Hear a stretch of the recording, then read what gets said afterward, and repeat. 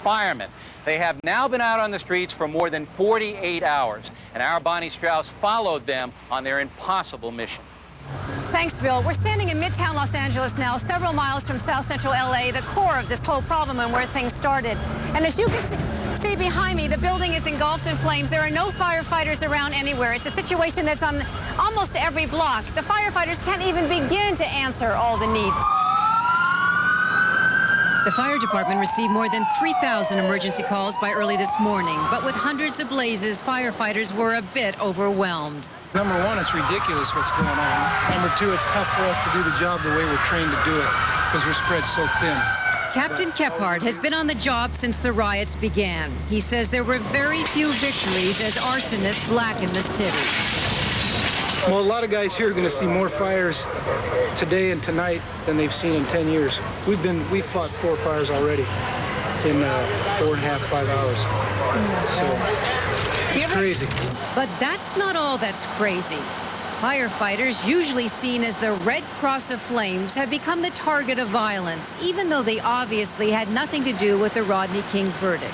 Still, they've been besieged by rocks and bottles and, in some cases, gunshots. It's the first time in 14.5 years that I've never felt like we've always been the good guys. People always want us. It's the first time in my career that I've ever felt like a lot of these people aren't happy to see us here, and that's unfortunate. As many as 1,000 fires ravaged areas of Los Angeles, and dark plumes of smoke striped the sky a whiskey brown. Travelers flying into the city could see smoke as far as 70 miles away. Battalion Chief Duncan BAIRD shook his head in disbelief as he surveyed some of the damage.